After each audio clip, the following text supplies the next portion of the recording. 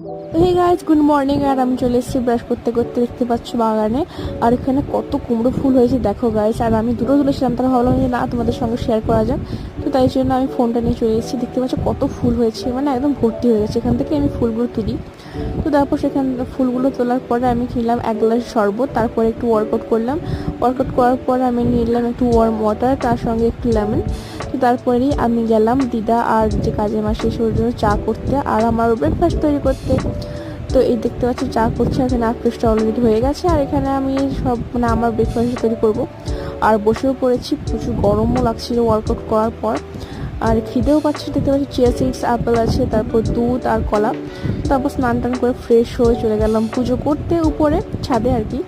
তো তারপর দেখতে পাচ্ছি কত সুন্দর পুজো হয়েছে, ভালো লাগছে বেশ।